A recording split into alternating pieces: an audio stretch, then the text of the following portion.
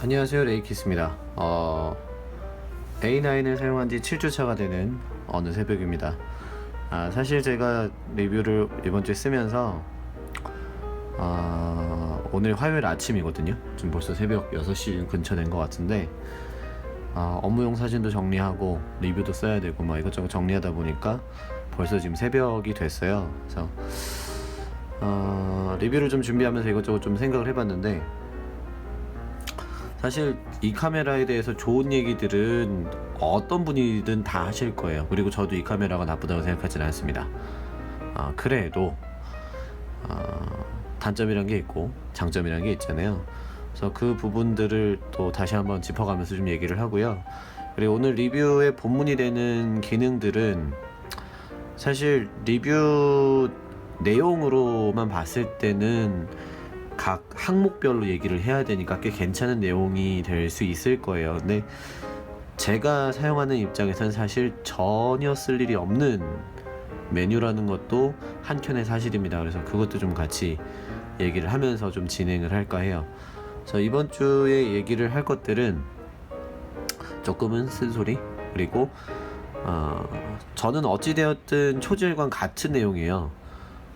처음에 첫 주에 시작했을 때는 뭐 전체적인 기기적인 스펙이나 메뉴에 대해서 얘기를 했었고, 두째 주, 셋째 주, 넷째 주, 뭐 다섯째 주도 마찬가지죠. 넘어가면서 얘기했던 게 계속 실무를 얘기를 했던 것 같아요. 물론 제가 말하는 것도 제가 속하는 환경에 따라서 이야기가 되는 거니까 반드시 이렇다라고 얘기할 수는 없어요. 근데 그래도 많은 도움이 될 수 있는 부분은 결론적으로는 실제적으로 카메라를 썼을 때라는 거기 때문에, 그래서 그 위주로 또 이야기를 드릴까 합니다. 그리고 이번 주에는 저 말고도 A9을 쓰시는 분들이 주변에 속속들이 생기고 있습니다. 저한테 의견을 많이 물어봤던 분도 있고, 그리고 사실 이분은 구매를 하지 않으실 거라고 생각했던 분들이 또 구매를 해주시면서 저한테 피드백을 주세요. 그래서 운이 좋게도 또 그 내용들이 워낙 많은 분들에게 도움이 될 내용들이라서 좀 같이 이야기를 해볼까 합니다. 일단 이번 주까지도 지금은 2470 우리 G 마스터 렌즈를 쓰고 있고요. 저번에 6.5라고 해서 간단하게 영상 만들어서 보여드렸었잖아요. 뭐 그때도 같이 얘기했지만 상당히 훌륭한 렌즈예요. 렌즈의 퀄리티는 뭐 전혀 의심할 필요도 없고, 워낙 발색도 그렇고 전반적으로 이미지 퀄리티가 상당히 정돈되어 있다는 느낌을 받는 렌즈라서, 그래서 하나의 렌즈를 들이셔야 된다라고 하면 저는 통상적으로 두 개를 추천을 합니다. 뭐냐면 2470은 아무래도 업무적이나 그리고 여행용, 그리고 여러가지 다용도로 쓰기에는 정말 좋은 렌즈잖아요. 심지어 우리 G마스터 정도의 가격이 되면 좀 부담은 있겠지만, 근데 A9을 보시는 분들이라면 그 정도 가격대까지는 어느 정도는 넘어오실 수 있는 분들일 거예요. 그래서 이 렌즈도 좀 추천해 볼만 하고요. 물론 제 초기적인 감각으로 얘기하면 사실 얘보다는 좀 단렌즈 계열을 전 추천을 합니다. 근데 이 녀석이랑 55.8 렌즈가 전 상당히 괜찮을 거라고 봐요. 물론 이제 소니에는 55.8도 있지만 50.4 무려 또 플라나 렌즈가 FE 렌즈로 나와 있잖아요. 근데 그 렌즈가 가장 사실 좋기는 할 건데 저한테는 플라나가 없고 제가 아직 플라나 FE 렌즈를 경험해 보지 못했어요. 안타깝게도. 모르겠습니다. 소니에서 그 렌즈를 좀 경험할 기회를 주면 한번 써보고 싶기는 한데 저한테 그 기회가 올는지는 모르겠네요.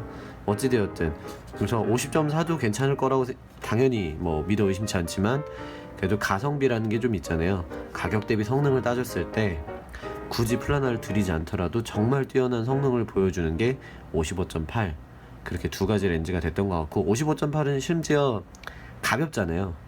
근데 실무적으로 썼을 때도 워낙 깔끔하고 빠르고 괜찮았었어요. 그리고 제가 요전에 영상을 간단하게 이제 클립을 만든 게 있어요. 그 건대에서 이제 커먼 그라운드에서 우리 아는 이제 모델분이랑 이제 간단하게 촬영하면서 영상을 몇 개 메이킹을 했었는데, AF 부분도 A9이 워낙 뛰어나잖아요. 근데 55.8도 잘 끌어올려 주는 것 같아서 꽤 괜찮았던 것 같습니다. 1.8 정도 심도, 그리고 55.8이 좀 특이하게도 다른 0.8보다는 좀 더 날아가는 느낌을 전 받아요. 그래서 그 부분도 조금 생각해서 추천을 하고 싶고, 자, 우리 A9의 단점에 대해서 이야기를 좀 해봅시다. 우리 A9이라고 해서 절대 장단점 했을 때 단점이 없는 건 아니에요. 일단 제가 초기부터 계속 진단했던 내용들, 이 다이얼 부분에 대해서 얘기를 하게 될 거고요. 다음 기종부터는 사실 이 락은 없어도 될 것 같아요. 아니면 이 배치를 바꾸던가라고 생각했는데, 배치의 문제보단 이 락의 문제가 가장 커요. 뭐냐면 AF 모드를 바꿔야 되는 경우들이 있어요. 예를 들어서 제가 AFS에서 AFC로 왔다 갔다 해야 되는데, 지금은 제가 카메라를 뷰파인더에 눈을 대고 있지 않은 상태니까 위에서 아래를 보고 있는 상황이라면 이게 수월하게 돼요. 그리고 이 락을 누르면서 할 수 있죠. 근데 내가 뷰파인더에 눈을 붙인 상태로 연속적으로 작업을 하겠다고 하면 이 손을 잡는다는 게, 양손을 이렇게 잡으면서 해야 되는데 이게 C로 넘어가는 건 쉽거든요. S로 넘어오는 게 힘들어요. 경우에 따라서는 이게 락이 제대로 눌리지 않아서 넘어가는 게 잘 안 될 때가 있어요. 손가락 거는 것도 역으로 이렇게 손톱에 걸어줘야 되잖아요. 이게 상당히 좀 불편한 부분이에요. 그리고 저번 이제 6.5에서 한번 얘기했던 얘기지만, 전자식 셔터로 했을 때는 이 플래시가 작동하지 않아요. 근데 플래시를 사용한다는 건 대부분의 경우 연사를 고려하지 않고 보통 싱글샷으로 고려를 합니다. 카메라가 빠른 게 문제가 아니고 배터리가 충전돼서 리차징이 돼서 방전을 빨리빨리 할 수 있는 그 속도가 중요하거든요. 근데 그건 어찌되었든 현세대 어떤 카메라를 가져다 놔도 조명이 더 느려요. 그러다 보니까 싱글샷일 때라도 저는 조명이 좀 터져주면 좋겠다라는 거, 그게 이제 두 번째 관건이 될 거고요. 그리고 전자식 셔터를 응용할 수 있는 부분이 많이 늘어날수록 이 바디의 좋은 점은 셔터의 수명이라는 것 자체가 사실 기계식 셔터의 의존도가 많이 줄었잖아요. 그렇다 보니까 워낙 뛰어나요. 워낙 오래 더 쓸 수 있는 카메라고. 모르겠습니다. 이번 리뷰 결과에 따라서 뭐 저도 등수라는 게 정해질 테고, 이 카메라를 구매를 하느냐 아니면 뭐 상으로 받느냐 뭐 이런 것들이 좀 정해질 텐데, 구매 여부에 대해서도 지금 어떻게 해야 될지 지금 생각을 하고 있어요. 사실 추가적인 금액이 계속 나가야 되는 입장이 되니까. 근데 놓치기는 정말 아까운 카메라고, 그렇다고 이제 또 돈을 들였을 때는 이거에 대해서 또 어떻게 할 거냐 막 이런 것들만 막 계산하고 있는데, 근데 이제 이 녀석을 보면서 또 차후 바디를 또 생각을 하게 되는 거죠. 그러니까 그런 아쉬움 때문에라도 좀 애매모호한 미련이 남기 시작했어요. 그래서 지금 다음 주가 8주차잖아요. 그 리뷰까지 다가오면서 실무적인 평가는 이미 7주, 사실 거의 4주, 5주차 됐을 때 제가 내렸던 결론들은 이미 정해져 있었고, 그 결론들에 대해서 빠지는 사항들, 뭐 예를 들어 이런 단점들을 더 찾아내는 것 정도지 답은 거의 비슷했던 것 같거든요. 그래서 그 부분이 좀 걱정되기 시작합니다. 그리고 초기 구동 속도, 분명히 A7R2보다는 빨라졌어요. 하지만 그래도 아직 소니가 타사 DSLR보다는 느립니다. 그 점은 부인하지 않을게요. 저희 스튜디오에 OD Mark4가 있고 OD Mark3가 있는데, OD Mark3랑은 사실 조금 초기 구동은 비슷해요. 근데 OD Mark4도 조금 비슷하긴 한데, 그 경우에 따라서는 얘가 아직도 그 소니 특유의 버벅임이 있는 게 있어요.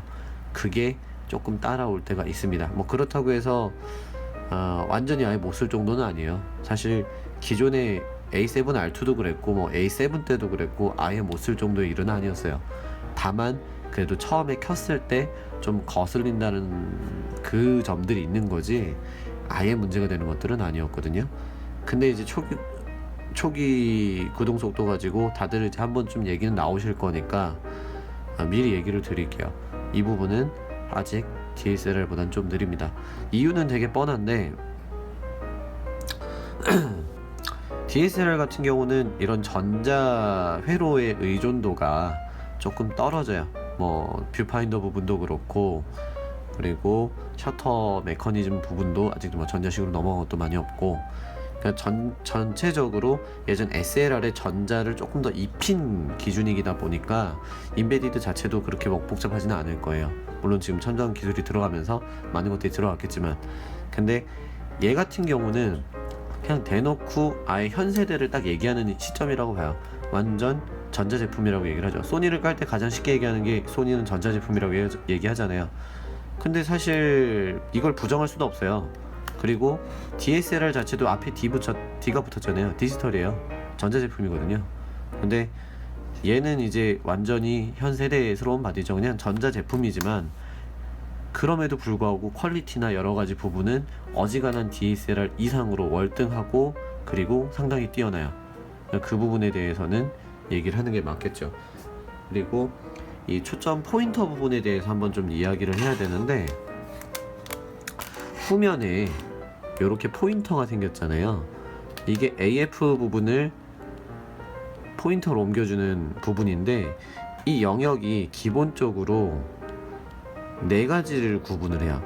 좌우 상하 이렇게 들어가는데 중간값이란 게 있기는 해요. 근데 이 AF 포인터가 움직이는 게 생각보다 이렇게 원활하게 확 돌아가진 않습니다. 물론 정밀하게 움직이기 위해서는 이제 자기가 좀 편하게 왔다 갔다 하는 것들이 있어야 되니까, 뭐라고 해야 될까요? 나름의 속도 조절감이 좀 필요한데, 빠르기는 빨라요. 기존에 요 다이얼 가지고 왔다 갔다 했던 것들은 뭐냐면 클릭을 계속 했어야 되거든요. 많이 눌러야 돼요. 근데 이거는 그냥 쭉 누르고 있으면 왔다 갔다 쭉쭉 하니까 좀 편하기는 한데, 그게 생각보다 원활하진 않아요. 근데 얘에 대한 또 대안은 있어요. 뭐냐면 A9부터는 터치가 된다고 했었잖아요. 그리고 심지어 AF를 모드를 잘 돌려놓으면 동영상 때는 터치로 AF도 잘 되더라고요. 저번에 그 홍대에서 바를 갔을 때 그냥 찍어봤는데 터치로 AF가 왔다 갔다 하더라고요. 그리고 심지어 와이드 모드에서 내가 터치를 하게 되면 얼추 그 플렉시블 스팟 사이즈가 M 정도 되는 것 같아요. M 사이즈로 해서 그 포인트가 잡히고요. 그쪽으로 촬영을 하시면 됩니다. 그러니까 구도를 잡기에는 생각보다 좀 편해요. 근데 오히려 얘를 쓰는 것보다 터치가 되다 보니까 그냥 터치를 더 쓰게 돼요. 그러다 보니까 이 녀석의 그 의존도라던가 얘가 생긴 이유라던가 이게 조금 애매모호해질 때가 있어요. 차라리 얘보다 이 터치에 대한 그 대응성을 더 늘리는 게 낫지 않았을까라는 생각을 좀 하게 돼요. 물론 이걸 더 쓰는 경우는 있을 겁니다. 얘를 주로 쓰는 경우는 뭐냐면 터치를 쓸 수가 없잖아요. 뷰파인더에 눈을 대게 되면 그때는 얘를 쓰긴 하는데, 문제는 얘를 이렇게 만지는 과정에서도 자세가 약간 흐트러지는 게 있더라고요. 물론 얘보다는 더 나아요. 아직 이 위치가 조금 애매모호합니다. 그리고 이 다이얼이 튀어나온 양이 아무래도 미러리스라는 전체적인 디자인을 해치지 않는 범위 내에서는 얘가 맞았을 건데, 실제 만지는 조작감에서는 조금 부족한 부분은 있어요. 근데 모르겠습니다. 이거를 개인차는 있을 건데 그래도 언젠가 한 번 정도는 얘기가 나오지 않을까라는 생각이 조금 들 때가 있어서 일단 한번 언급을 하는 쪽으로 좀 보면 될 것 같고요. 그리고 이 커스텀 버튼이 간혹 부족한 경우가 있습니다. 요전에 한번 얘기했습니다만 저는 지금 AF ON 부분을 AF랑 MF를 전환하는 스위치로 쓰고 있어요. 이유는 되게 간단한데 이 다이얼이 돌리기가 너무 힘들어요. 그리고 지속중 후출을 누르게 되면 얘를 누르는 동안만 잠깐 바뀌잖아요. 근데 이게 생각보다 좀 번거롭더라고요. 얘를 누르고 셔터를, 그러니까 만약에 뭐 뒤에서 이걸 누르고 이렇게 하면은 괜찮은데 제가 그렇게까지 막 바꾸는 경우는 없고 보통 MF랑 AF 스위치예요. 근데 이걸 누르면서 하기 힘드니까 그냥 전환으로만 해놓거든요. 그렇다 보니까 커스텀 버튼 하나 정도를 약간 손해보는 느낌이 있어요. 근데 이거를 하나의 불만으로 얘기하기에는 조금 애매모호한 포지션이라서 이건 유저마다 차이가 있을 겁니다. 저는 이게 애매모호하게 좀 뜨는 부분이 있는 것 같고, 그거 아니고서는 괜찮은 것 같고, AL 부분은 저만 그런지 모르겠는데 이 그립을 잡는 구간에 있어서 여기 손이 살짝 걸릴 때가 있거든요. 그러니까 의도치 않게 AL을 좀 많이 누르게 되는 경향이 있어요. 여기 바로 위잖아요. 그러니까 저는 기본은 보통 수동으로 사용을 하니까 얘를 누른다고 해서 사실 세팅이 흐트러지는 거는 없어요. 근데 혹시나 이제 A 모드를 자로 쓰시거나 S 모드를 뭐 자주 쓰시거나 하시는 분들이라면 얘가 조금 걸릴 때가 있을 거예요. 그립에 따라서 조금 걸립니다. 이게 세로 그립일 때는 당연히 걸릴 리가 없겠지만 가로일 때는 제가 손 크기가 좀 큰 편은 아니거든요. 작은 편인데 얘가 살짝 걸릴 때가 있어요. 그래서 이렇게 잡으려고 했는데 어느 순간 AL을 누르고 있어요. 이 부분이 한번 좀 개선이 됐으면 좋겠어요. 저는 아마 차후에 하게 되면 이 버튼이 조금 더 한 요 정도 위치로 좀 옮겨져야 되지 않을까? 그게 지금 하나가 좀 보이는 것 같아요.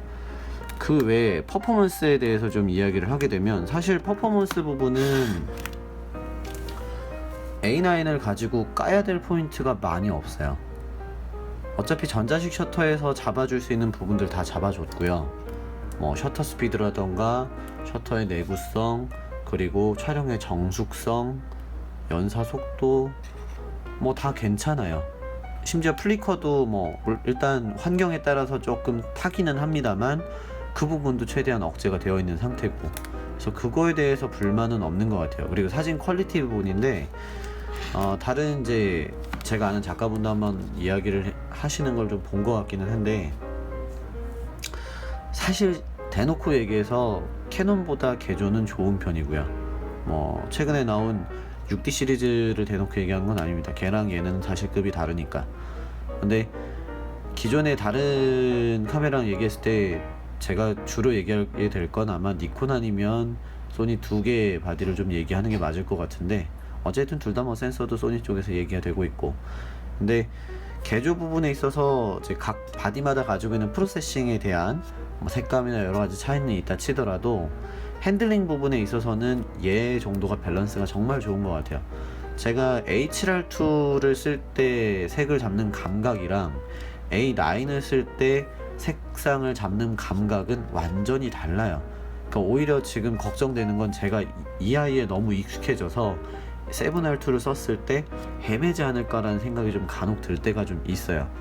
그리고 심지어 화소수에 따라서 좀 보정하는 방법도 좀 달라져야 되고 컨트롤하는 방법들이 좀 많이 달라져야 돼요.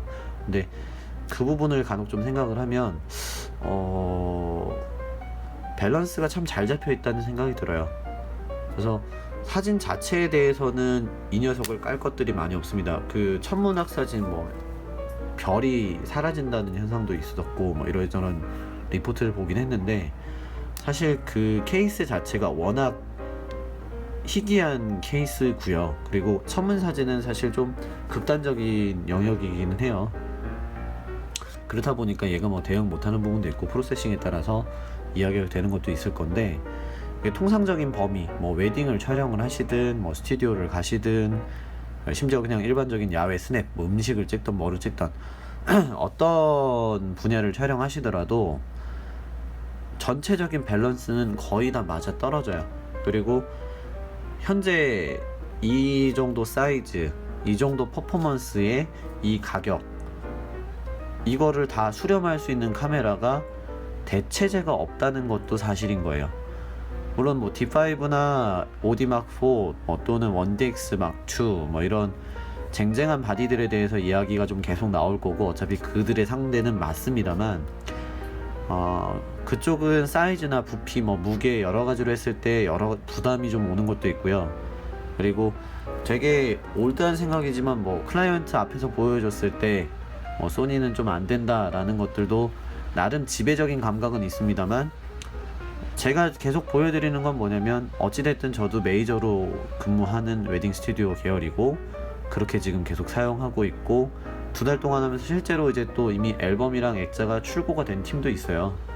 그래서 그렇게 나가면서도 업체들별로 이제 확인을 해봐도 전혀 손색이 없어요. 그리고 이게 카메라가 중요한 게 아니라 어차피 결론적으로 얘기하면 뭐 취미로 찍으시든 업으로 납품을 하시든 결론은 카메라는 브랜드로 따지는 게 아니라 이 퀄리티로 따지게 돼요. 사진이 좋으면 브랜드고 뭐고 그게 중요하지 않게 되는 시점이 오거든요.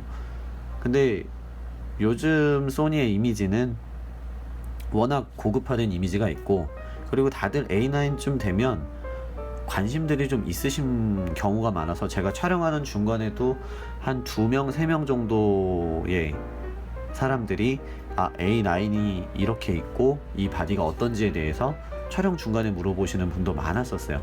그만큼 소니의 입지도 예전과 달리 많이 바뀌었고 전체적인 포지셔닝이 좀 많이 바뀌었다는 게 실감이 좀 돼요. 뭐 일단은 그렇습니다. 그리고 뷰파인더에 대한 이제 오해와 편견이라는 게 좀 있는데, 일단 타사에서 넘어오시면서 이제 가장 많이 듣는 그런 이야기들은 뭐냐면, 전자식 뷰파인더는 조명을 사용하게 되면 앞이 보이지가 않으니까 쓸 수가 없다라고 얘기를 좀 하세요. 제발 매뉴얼을 좀 보셨으면 좋겠는데, 우리 전자식 뷰파인더를 사용하는 우리 소니는 라이브 뷰라고 하죠. 전체적인 노출값을 그대로 볼 수 있도록 보는 뷰 모드가 있는데, 이 부분을 끄시게 되면 광학식 뷰파인더처럼 정상적으로 보이고 오히려 광학식보다 더 보기 편한 상황이라는 게 간혹 있어요. 물론 전자식의 한계라는 것도 있습니다. 뭐냐면 억지로 감도를 끌어올려서 밝기를 맞춰서 보여주다 보니까 노이즈가 좀 지글지글할 때가 있거든요. 그 경우가 좀 많지는 않아요. 근데 좀 저녁에 어지간하면 촬영하기 힘든 조건에서는 무조건 생기기는 합니다. 그 노이즈라는 게. 다만 그걸 광학식으로는 어차피 볼 수가 없는 환경이에요. 근데 그거를 가지고 딴지를 거시는 분들이 간혹 있더라고요. 어차피 목측으로는 안 되는 영역을 보여주는 게 전자식이거든요. 근데 그게 무리를 해서 보여주다 보니까 당연히 노이즈가 생기는 건데, 그거에 대해서 딴지를 건다는 것 자체가 전 이해가 안 되는 부분인 것 같고, 그리고 예전에는 캐논에 좀 많이 밀렸던 부분이 뭐냐면, 캐논은 AF 상태에서 이제 확대가 됐었고 초점도 잡았었잖아요. 근데 A7R2 전까지, A7R2까지만 해도 그 매뉴얼로 포커스를 잡는 게 아니면 초점을 확대를 해도 AF가 되는 게 없었어요. 근데 A9부터는 되니까 그런 부분에 대한 걱정도 좀 많이 줄었고요. 상당히 편리합니다. 그 점에 대해서는 뭐 더 이상 의심치 않아도 될 것 같아요. 또 하나, 촬영 속도도 일단 많이 개선이 되다 보니까 좋은 부분이면서 나쁜 부분인데, 제가 지금 A7R2 기준에서는 얼추 1500장 또는 1200장 정도를 평균 촬영했다면, 얘는 한 500장 근처가 좀 더 늘어나는 경향이 있습니다. 그러니까 거의 1500에서 2000장 근처의 촬영을 하게 되더라고요. 그러니까 셔터에 대한 부담이 많이 줄었고, 그리고 부담이 줄었다는 얘기는 같은 시간을 촬영하더라도 내가 더 많은 이미지를 얻으려 노력한다는 사실이에요. 그렇다 보니까 전반적으로 이미지도 더 좋은 것들을 많이 고를 수 있게 되고, 그 점에 대해서는 꽤 칭찬해 줄만 합니다. 전자식 셔터라는 게 참 괜찮은 부분인 것 같아요. 그리고 이게 아직은 좀 더 개선 포인트가 들어가긴 하겠지만, 이 이상을 따라올 바디들이 아직 타사에서는 더 대응하기가 어렵지 않을까 생각이 돼요. 유일하게 대응할 수 있다고 생각되는 데는 제 생각에는 한 올림푸스 정도인데, 모르겠어요. 뭐 캐논에서도 미러리스랑 니콘에서도 뭐 이것저것 좀 준비는 하는 것 같은데, D850인가요? 뭐 그거 나온다는 얘기를 한번 본 것 같아요. 네, 뭐 글쎄요. 그건 또 그 바디가 나와봐야지 알겠죠. 자, 그리고 다른 이야기를 좀 해봅시다. 바디 마감에 대한 얘기를 좀 해보면, 전체적으로 제가 촬영을 하면서 좀 난감했던 상황들은 아무래도 비가 오는 상황들이에요.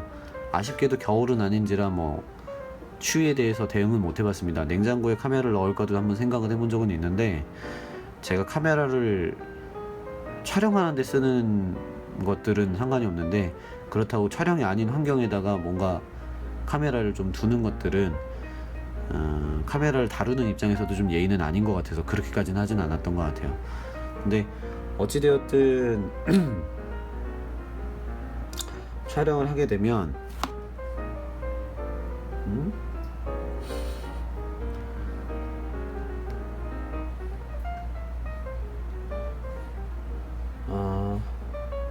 이 마감에 대해서 좀 생각을 하게 될 거예요. 비가 내리는 상황이 한 3번 정도 있었어요. 이 조합으로 사용을 했을 때. 뭐 오늘도 그랬고 어제도 그랬고 엊그제도 그랬고 중간에 소나기가 좀 오는 경우가 있어서, 그래서 뭐 그 상황에서 제가 이 비가 맞은 사진을 찍지는 않았습니다만, 기본적으로 최근에 나온 렌즈들은 고무 실링들이 좀 많이 되어 있고요. 그리고 A9 자체가 R2도 나중에 한번 조임을 받기는 해야 될 것 같은데, 마운트링 자체가 기존의 소니 바디들 다른 것들에 비해서 좀 더 뻑뻑한 감이 있어요. 그러니까 좀 더 타이트하게 렌즈랑 결합되는 감이 있어서 방진 방습에 대해서는 대비가 좀 잘 돼 있지 않나? 라는 생각이 들고, 그리고 심지어 이제 이런 틸트 액정이잖아요. 액정이 이렇게 들리고 돌아가잖아요. 그럼에도 크게 부담 없이 촬영을 했던 것 같아요. 참고로 최근에 내렸던 비들은 지역마다 좀 차이는 있겠지만 광주 같은 경우에는 꽤 빗방울이 굵었어요. 그렇게 이제 국지성으로 갑자기 확 내리는 비들이었는데 잠깐 한 1분 정도 맞았던 것 같은데 그래도 무리 없이 잘 소화했던 것 같습니다. 그래서 전체적인 방수, 방진, 방습 거기까지는 괜찮은 것 같아요. 물론 렌즈 앞에 끼는 이제 수증기 정도까지는 막을 수 없었지만, 그래도 바디 안쪽에 습기로 생기는 문제나 아니면 액정이나 뷰파인더에 습이 낀다거나 이런 부분에 대해서는 크게 문제는 없었던 것 같아요. 근데 뷰파인더 부분은 뭐 방습으로 따로 뭐 처리가 되어 있는지 모르겠는데, 렌즈에는 습기가 껴도 에어컨 앞에 두고 나갔어도 뷰파인더는 잘 안 끼더라고요. 그게 조금 신기했던 것 같아요. 영역이 좀 좁아서 그런가? 어찌되었든 그게 하나 있었고, 자, 또 하나 얘기를 하게 되면 소니의 인터페이스 부분에 대해서는 아직 호불호가 좀 많이 심하신 것 같아요. 제가 촬영을 하다가 중간에 이제 다른 작가분한테 가끔 이제 보여주면서 써보시는 것들을 좀 보면 인터페이스가 기존보다는 좀 더 쉬워졌잖아요. 그럼에도 불구하고 좀 많이 헤매시는 경향이 있으시더라고요. 그래서 그거는 아직 어쩔 수 없는 영역이 아닌가 생각이 되고, 글쎄요, 그 외에는 아직 따라오지 못하는 몇몇 조명 시스템, 뭐 저번에 얘기했던 것들, 그 외에는 크게 없지 않나 싶습니다. 오늘은 하다 보니까 조금 소니의 쓴소리를 좀 많이 한 것 같기는 한데, 근데 별점을 매기는 것들이 있잖아요. 그러니까 뭐 노래도 그렇고 뭐 어플리케이션을 사든 뭘 사든 사람들이 별점 먹이는 거 참 좋아합니다. 그리고 우리도 사진을 항상 셀렉을 할 때 최대 5점까지 해서 별점을 먹이면서 이제 사진을 고르잖아요. 제가 여태까지 경험해온 바디들, 뭐 중형도 있었고 개 중에는 이제 크롭 바디, 풀프레임들도 있었고 뭐 여러 가지가 있었는데 0에서 한 10 정도를 생각해 볼게요. 그리고 제가 여태껏 썼던 카메라들은 8에서 7 정도라고 생각이 돼요. 나머지 2점이라는 게 상당히 얻기 어려운 점수대에 정말 완벽을 기하는 부분이 될 텐데, 이 A9 같은 경우에는 사실 9점대는 조금 오버고요. 한 8.5에서 8.7? 근데 그 0.7이라는 별점 자체도 정말 높은 허들이 되지 않을까? 그렇게 생각을 하고 있습니다. 아직 타사 바디에서 이 정도의 스펙을 따라오기는 쉽지 않을 거예요. 물론 스펙만 괴물이라고 모든 게 되는 건 아니지만 그래도 전반적으로 유저가 쓰는 입장에 있어서는 꽤 괜찮은 수단, 꽤 괜찮은 대안이 될 수 있는 녀석인 것 같아요. 다만 그래도 이 녀석이 아예 완벽한 바디는 아니라는 것들은 숙지를 하시고, 제가 얘기한 것들을 보시면서 나한테 이 카메라가 맞는지 아닌지 정도를 한 번 정도 판단을 해 보신 다음에 들이시는 게 아무래도 좋겠죠. 물론 세상의 모든 제품들이 나쁘게 나온 것들은 없어요. 그래도 유저들 입장에서 조금 부족한 부분이 있는 거고, 그래도 조금 더 욕심이 생기는 부분들이 있는 거고, 그 정도로만 생각을 하시면 될 것 같아요. 그리고 앞에 이제 한번 얘기했지만 오늘 소개한 이제 다채로운 기능들이 있어요. 저는 로우 파일을 통해서 뭔가 에디팅을 하는 것들을 좋아합니다. 심지어 제가 아직 샘플에는 안 내놨지만 사진을 합성해서 작업하는 것들도 있고, 사실 그런 영역이 되기 시작하면 바디의 문제는 아니게 되니까 그건 좀 언급하지는 않는데, 카메라 자체의 포토 효과, 그러니까 사진 효과들이 있었잖아요. 그리고 마이 스타일 같은 것들, 그러니까 JPG로만 사진을 촬영하시는 분들도 있어요. 그런 분들을 위해서 좀 몇 가지를 적어 놨습니다만, 타사 플래그십보다는 좀 더 친절한 카메라라는 점은 이야기해도 괜찮지 않을까 생각이 돼요. 플래그십 뭐 원데X 마크2나 뭐 D5 정도가 되면 사실 그냥 로우 파일이나 연사 속도, 그러니까 이런 단순한 촬영적인 요건, 스펙적인 요건만 보고 촬영을 하지, 뭐 레트로 효과를 넣는다든지 아니면 컬러 추출을 한다든지 그런 것들은 사실 크게 비중도 없거니와 그걸 다루지도 않거든요. 바디 자체에서 다루게 되면 자리가 흑백이냐 아니냐 정도 느낌에서, 또는 세피아 정도 좀 들어가고 말고 그 정도 느낌인데, A9 같은 경우에는 기존 이제 소니 보급기에서도 들어갔던 이런 다양한 포토 효과, 그러니까 필터 효과들 같은 것들이 들어가 있고, 그리고 뭔가 즐기면서 놀면서 쓰기에도 좋고 업무용으로도 쓰기는 괜찮은 것 같아요. 그 하이브리드적인 감각? 뭐 모르겠으면 단어를 쓰다 보니까 그렇게 되는데, 그게 꽤 괜찮은 부분이 아닐까라고 생각이 됩니다. 일단 이번 주는 딱 그렇게 말씀드리면 될 것 같고요. 다음 주 리뷰가 사실 원래는 총 종합편으로 올라오는 것들일 거예요. 저도 그렇고 뭐 다른 분들도 한 7주 정도 썼던 분량을 한 번에 싹 풀어 나가면서 사진을 좀 이야기를 할 텐데, 가급적이면 내용을 좀 몇 가지를 좀 더 새로 쓰고 더 보완해서 진행을 하려고 생각을 하고 있습니다. 그리고 제가 지금 매주 커멘터리를 하나씩 남기고 있어요, 영상으로. 그래서 이거를 7주분을 하나하나 다 올리는 것도 좋겠지만, 그냥 총집하는 느낌으로 한 번 정도 다시 좀 더 깔끔하게 정리해서 영상 클립을 좀 나눠서 이야기를 드리면 보시는 분들에게 더 효율적인 방법으로 다가갈 것 같아요. 늘상 얘기하지만 저는 스크랩을 많이 내리는 걸 좋아하지 않습니다. 어차피 제가 제 습관을 알거든요. 내리면서 3초나 1초 이상 보는 것들을 많이 안 하는 것 같아요, 다들. 그래서 그냥 일하시면서 들으시면서 편하게, 영상으로도 제가 많이 다루는 것들은 정말 필요한 영상들만 별도 클립으로 가고, 커멘터리는 굳이 영상 안 보시고 소리로만 들어도 되니까 이렇게 그냥 도움을 드리는 게 가장 좋을 것 같다고 생각을 해서 진행을 하고 있으니까, 8주차도 가급적이면 영상을 새로 레코딩을 좀 할게요. 그리고 일부 내용들 좀 보완도 하고, 그리고 제가 지금 아직 보여드리지 못한 사진들이 사실 더 많아요. 납품 나간 사진들, 그러니까 정말 업무적으로 나가는 사진들은 다 보여드릴 수가 없고, 일부 이제 초상권이 허락되거나, 또는 제가 개인 작업한 것들도 워낙 업무적인 상황들이 많다 보니까 다 작업을 하지 못해서 못 올려드린 사진들도 많이 있거든요.